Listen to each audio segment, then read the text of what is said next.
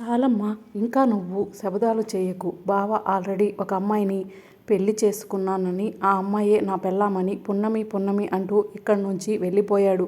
ఇంక నువ్వేం మాట్లాడతావు మామ అని చెప్పి శృతి అంటూ ఉంటే, బావకు నేనంటే ఇష్టం లేదని చెప్పినా కూడా బలవంతంగా బావనొప్పించి నాతో పెళ్లి చేయాలనుకున్నారు. ఇన్ని రోజులు బావే నా ప్రాణంగా బతికాను. అలాంటి బావ నాకు దక్కడని తెలిస్తే నేను చనిపోయి ఉంటే బాగుండేది అని చెప్పి శృతి అంటూ ఉంటే, అలా మాట్లాడకు శృతి, నీకు మేమున్నాము, నీకేమన్నా అయితే మేము తట్టుకోగలమా అని చెప్పి శృతి కన్నదల్లుడు అంటూ ఉంటారు. ఇక పక్కనే ఉన్న భానుమతమ్మ, అమ్మ శృతి నువ్వేం బాధపడొద్దు, పృథ్వీ నా మనవడు, నా వంశ ఆచారాల ప్రకారం జరగని పెళ్ళి కాదు. పృథ్వీ ఎవరో పెళ్లి చేసుకున్నా అంటే మనం ఎలా ఒప్పుకుంటాం? పృథ్వీని నీకే ఇచ్చి పెళ్లి చేస్తాం. నేను ఇచ్చిన మాటని వాయిదా పద్ధతులు కానీ నేను అనుకున్న పని వాయిదా పడదు అని చెప్పి భానుమతమ్మ చెప్తూ ఉంటే, అదేంటి నానమ్మ అలా మాట్లాడుతున్నావు? అన్నయ్య ఈ ఇంటి వారసుడని తెలియకముందే అన్నయ్యకు పెళ్ళైపోయింది. అలాంటప్పుడు కట్టుబాట్లతో ఏం పని అని చెప్పి పృథ్వీ చెల్లెలు అంటూ ఉంటుంది. అయినా ఆ విషయం పెళ్లి కాకముందు తెలిసింది.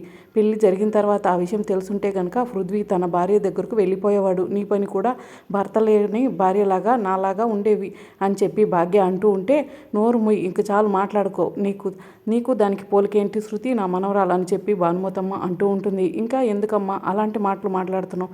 నా కూతురుతో మేము ఏదో ఒకటి సర్ది పెట్టుకుంటాము, అంతేకాని నా కూతురు జీవితాన్ని నాశనం చేయొద్దు అని చెప్పి శృతి తల్లిదండ్రులు అంటూ ఉంటే, నాకు ఎవరు ఏం చెప్పడానికి వీల్లేదు. నేను బావ భార్యగానే బ్రతకాలనుకుంటున్నా. బావకు భార్యగా అవ్వటానికి నేను పుట్టాను. మీరేం చేస్తారో నాకు తెలియదు. బావకి నేను మాత్రమే భార్యగా ఉండాలి. నాకే సొంతం బావ అని చెప్పి శృతి తన మెడలో దండను విసిరేసి వెళ్ళిపోతుంది. ఇక మరోవైపు పృథ్వీ, పున్నమి ఇద్దరు కూడా కారులో వస్తూ ఉంటారు.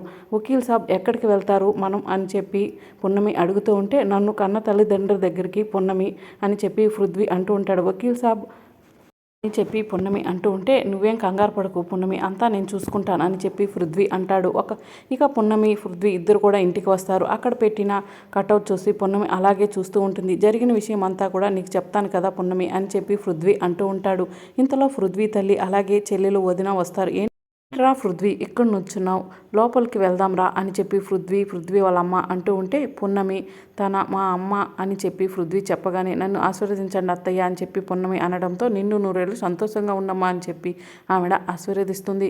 అన్నయ్య వదిన చాలా బాగుంది, శృతి కన్నా కూడా బాగుంది అని చెప్పి పృథ్వీ చెల్లెలు అంటూ ఉంటుందే, పృథ్వీ పక్కనే ఉన్న వాళ్ళ వదిన మాత్రం బయటకు అమ్మాయిని పెళ్లి చేసుకుని చాలా మంచి పని చేసావు అని చెప్పి పృథ్వీతో చెప్తూ ఉంటుంది. ఇక లోపలికి వెళ్దాం పదండి అని చెప్పి పృథ్వీ తల్లి అంటూ ఉంటే, అక్కడే ఆగండి అని చెప్పి భానుమతమ్మ అంటూ ఉంటుంది. పున్నమి తను మా నాన్నమ్మ అని చెప్పి పృథ్వీ చెప్తూ ఉంటే, సంబంధం లేని అమ్మాయితో పరిచయాలు వద్దు, వరుసలు వద్దు అని చెప్పి భానుమతమ్మ చెప్తూ ఉంటుంది. సంబంధం లేకపోవటం ఏంటి నానమ్మ, పున్నమి నా భార్య, నీ మనవరాలు అని చెప్పి పృథ్వీ చెప్తూ ఉంటే, నా మనవరాలు ఇంట్లో ఉండేవాళ్ళు మాత్రమే, బయట నుంచి వచ్చేవాళ్ళు కాదు అని చెప్పి భానుమతమ్మ చెప్తుంది.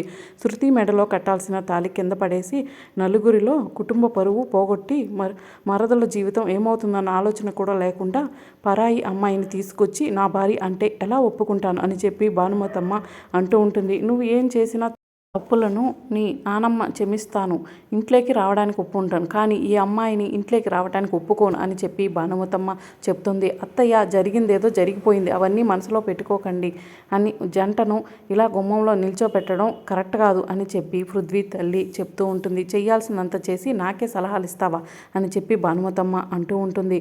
ఈ అమ్మాయి ఎవరు? ఈ అమ్మాయి కులం ఏంటి? తల్లిదండ్రులు ఎవరు? ఈ అమ్మాయి గోత్రం ఏంటి అని చెప్పి భానుమతమ్మ అడుగుతూ ఉంటే, ప్రస్తుతం పున్నమి అనాథ, తన తల్లిదండ్రులు ఎవరో తెలుసుకునే ప్రయత్నంలో ఉంది, త్వరలోనే తెలుస్తుంది. తెలియగానే పున్నమి ఎవరు, తన గోత్రం ఏమిటి, తల్లిదండ్రులు ఎవరు అన్న విషయాలు కూడా చెప్తాను అని చెప్పి పృథ్వీ అంటూ ఉంటే, ఇప్పుడు తెలియదు, తర్వాత ఎప్పుడో తెలుసుకుని చెప్తే అప్పుడు ఉపయోగం ఏంటి? అందుకే ఈ అమ్మాయిని ఇంట్లోకి రావడానికి వీల్లేదు, నువ్వు మాత్రమే ఇంట్లోకి రావాలి పృథ్వీ అని చెప్పి భానుమతమ్మ చెప్తుంది.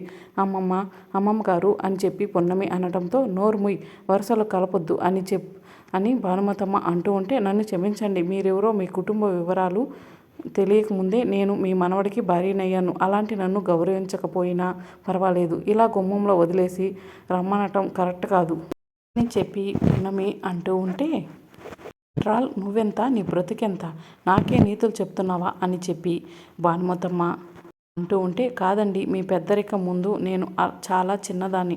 నా కులం గోత్రం అవేమీ నాకు కూడా తెలీదు. కానీ పెళ్ళైన తర్వాత భర్త ఇంటి పేరు నాకు తోడవుతుంది. ఆ విధంగా చూసుకుంటే మీది నాది ఒకటే కులం ఒకటే గోత్రం అని చెప్పి పున్నమి చెప్తూ ఉంటే, ఒకటి కాదు నీకు మాకు గడ్డిపూచకు బంగారు తీగకు ఉన్నంత తేడా ఉంది అని చెప్పి భానుమతమ్మ చెప్తూ ఉంటుంది. పెళ్లి మండపంలో నుంచి వెళ్ళిపోవడం నాదే తప్పు. దానికి నేను మిమ్మల్ని క్షమాపణలు అడుగుతున్నాను నానమ్మ. దానికి పున్నమని ఎటువంటి సంబంధం లేదు అని పృథ్వీ చెప్తూ ఉంటాడు. నానమ్మ, పున్నమికి నా కుటుంబం ఉంది అని చెప్పి ఇక్కడి నుంచి తీసుకొచ్చాను. కానీ నువ్వు పున్నమిని ఇంట్లోకి రానివ్వు అంటున్నావు. లేని చోట నేను కూడా ఉండలేను. నేను కూడా వెళ్ళిపోతాను నానమ్మ అని చెప్పి పృథ్వీ అంటూ ఉంటే, పృథ్వీ నువ్వు ఒక నిమిషం ఆగు. అత్తయ్య గారు పృథ్వీ చేసిన తప్పుకు నేను అంటూ ఉంటే మీ అందరి కాళ్ళ మీద పట్టుకుని క్షమాపణ చెప్తాను. అంతేగాని పసుగుడ్డుకు దూరమైన పృథ్వీ మళ్ళీ ఇప్పుడు మనకి దగ్గరగా వచ్చాడు. అలాంటి పృథ్వీని మళ్ళీ దూరం చేసుకోవడం నాకు ఇష్టం లేదని చెప్పి సావిత్రి చెప్తూ ఉంటే, నాకు పృథ్వీ అంటే ఇష్టం లేదా? నాకు కూడా పృథ్వీ అంటే చాలా ఇష్టం. కానీ అని పృథ్వీ చేసుకున్న ఈ అమ్మాయి అంటే ఇష్టం లేదు. ఈ అమ్మాయి పెళ్ళి అంటే ఇష్టం లేదు. మనవరాలకి అన్యాయం జరిగితే నేను ఎలా చూస్తూ ఉంటాను అని చెప్పి భానుమతమ్మ ఉంటే, ప్లీజ్ అత్తయ్య గారు నా ఈ తల్లి బాధను అర్థం చేసుకోండి అని చెప్పి సావిత్రి అంటూ ఉంటే, అప్పుడే పృథ్వీ తండ్రి వచ్చి, సావిత్రి అమ్మ మాటకు ఎదురు చెప్పకు, మన కర్మఫలం ఇంతే అనుకుందాం అని చెప్పి అంటూ ఉంటే, ఏంటండి మీరు కూడా అలా మాట్లాడుతున్నారు? కర్మఫలం అని చెప్పి ఇన్ని రోజులు దూరమైన ఇప్పుడు వచ్చిన కొడుకుని వదిలేసుకుంటామా? పృథ్వీ లేకుండా నేను బ్రతకలేను. పృథ్వీతో పాటు నేను కూడా ఇంటి నుంచి వెళ్ళిపోతాను అని చెప్పి సావిత్రి చెప్తూ ఉంటుంది. మా అమ్మ వెళ్ళిపోతే నేను కూడా వెళ్ళిపోతాను చెప్పి పృథ్వీ చెల్లెలు అంటూ ఉంటుంది. అత్తయ్య గారి బాటలో నేను కూడా నడుస్తాను అని చెప్పి భాగ్య చెప్తూ ఉంటుంది. ఒక అమ్మాయి కోసం మీరంతా కూడా నన్ను ఎదిరిస్తున్నారా? నన్ను వదిలి వెళ్ళిపోతారా అని చెప్పి భానుమతి అంటూ ఉంటుంది. ఆ ఒక్క అమ్మాయి నువ్వు ఇంట్లో ఉండటానికి ఒప్పుకుంటే గనక ఈ కుటుంబం అంతా కూడా నీకు తోడుగా ఉంటుంది నానమ్మ అని చెప్పి పృథ్వీ అంటాడు. ఎందుకు నాన్నమ్మ? అన్న వైపు న్యాయం ఉంటే నువ్వు ఎందుకు అలా మాట్లాడుతున్నావు? కూడా కుటుంబం కోసం పోరాడుతూ ఉంటావు. అలాంటిది అన్నయ్య ప్రేమలో న్యాయం ఉన్నప్పుడు అన్నయ్య ప్రేమను నిలబెట్టొచ్చు కదా అని చెప్పి పృథ్వీ చెల్లెలు చెప్తూ ఉంటుంది. నానమ్మ, నేను చేసింది తప్పే. ఆ తప్పుకు గాను శృతిని నేను క్షమాపణ చెప్తాను. ప్లీజ్ నానమ్మ, మమ్మల్ని ఇంట్లో ఉండడానికి ఒప్పుకోండి అని చెప్పి పృథ్వీ చెప్తూ ఉంటే, సరే నా మనవరాల కోసం ఒప్పుకుంటున్నాను అని చెప్పి భానుమతమ్మ అక్కడి నుంచి వెళ్ళిపోతుంది. ఇంకేంట్రా పృథ్వీ ఇక్కడున్నావు, లోపలికి వెళ్దాం పదా అని చెప్పి సావిత్రి అంటూ ఉంటే, అందరూ కూడా లోపలికి వెళ్తూ ఉంటే, ఆగండి కొత్త జంటకు మర్యాదలు చెయ్యొద్దా ఏంటి? మన ఇంటి సాంప్రదాయాలు మర్చిపోయారా ఏంటి అత్తయ్య అని చెప్పి భాగ్య లోపలికి వెళ్ళి హారతి ప్లేట్ తీసుకొచ్చి పృథ్వీ పున్నమికి హారతి ఇచ్చి దిష్టి తీసి లోపలికి ఆహ్వానిస్తుంది. ఇదంతా చూస్తున్న శృతి, కళావతి కోపంగా చూస్తూ ఉంటారు. ఓ ఇదంతా నేను ఎవరు చేయమన్నారే చెప్పు అని అడుగుతూ ఉంటే, అమ్మమ్మ గారే చేయమన్నారు అని చెప్పి భాగ్య చెప్తూ ఉంటే, నేనెప్పుడు చేయమన్నానే అని చెప్పి భానుమతమ్మ అడుగుతూ ఉంటే, మీరే కదా ఇంటికి ఎవరు వచ్చినా కూడా దిష్టి తీయమని చెప్పారు. మొన్న పృథ్వీ వచ్చినప్పుడు దిష్టి తీయకపోతే అలానే చూస్తూ ఉంటే తిట్టారు కదా అని చెప్పి భాగ్య అంటూ ఉంటుంది. కొత్త జంట వచ్చారు కదా అని ఇల్లంతా పండగలాగా ఉంటుంది. ఇక్కడ మనం ఎందుకు అని కళావతి, శృతి లోపలికి వెళ్ళిపోతారు. ఇక పృథ్వీ లోపలికి వెళ్ళగానే పృథ్వీ, వదిన, చెల్లెలు ఇద్దరు కూడా ఈ రోజు నుంచి మీది ఇదే రూము, మీరు ఈ రూమ్లో ఉండండి అని చెప్తూ ఉంటే, ఈ 2 రోజులు నాకు జీవితంలో ఏం జరిగిందో నాకు తెలియదు. నేను ఎక్కడ ఇంట్లోకి రానివ్వదని భయపడ్డానని చెప్పి పృథ్వీ చెప్తూ ఉంటే, నీ చెల్లెలు వయసు మాట అమ్మమ్మ గారు ఎప్పుడు కూడా వింటారు. నీ చెల్లెలు వయసు ఉండగా నీకు ఎలాంటి పరిస్థితి రాదులే పృథ్వీ అని చెప్పి వదిన భాగ్య చెప్తూ ఉంటుంది. నానమ్మ నిన్ను ఇంట్లోకి రానివ్వనంటే నేను ఒప్పుకుంటానా ఏంటి అన్నయ్య అని చెప్పి వయసు చెప్తూ ఉంటే, ఏ భాగ్య ఎందుకు అలా మాట్లాడుతున్నావు? అమ్మమ్మ నిన్ను ఎన్నిసార్లు తిట్టినా కూడా అమ్మమ్మ మీదకు నీకు గౌరవం ఉండేదంట అని చెప్పి సావిత్రి అంటూ ఉంటే, అమ్మమ్మ పున్నమికి మర్యాదలు చేయొద్దు అంది, అందుకే నాకు కోపం వచ్చింది, అందుకే అలా మాట్లాడుతున్నాను అని చెప్పి భాగ్య అంటూ ఉంటుంది. ఇక పున్నమి భాగ్య దగ్గరికి వెళ్ళి, నాకు తోడ పుట్టిన అక్కలు తోడున్నావు, నేను ఈ ఇంటికి రావడానికి కారణం వకీల్ సాబ్ అయితే నువ్వు నాకు తోడుగా ఉంటే మీరంతా కలిసి నన్ను ఇంట్లోకి వచ్చేలా చేశారు.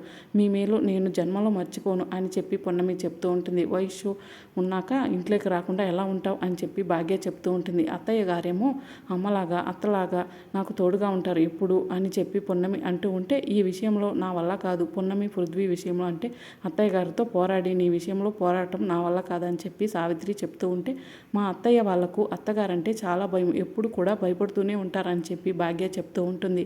అమ్మమ్మ లేనప్పుడు అత్త కోడలు సరదాగా మాట్లాడుకోవచ్చు, అమ్మమ్మ ఉన్నప్పుడు మాత్రం అమ్మ నాన్న దగ్గర ఏం మాట్లాడొద్దని చెప్పి వయసు చెప్తూ ఉంటుంది. మరి రాబోయే ఎపిసోడ్లో ఏం జరుగుతుందో తెలుసుకోవాలంటే ఛానల్ సబ్స్క్రైబ్ చేసుకోండి.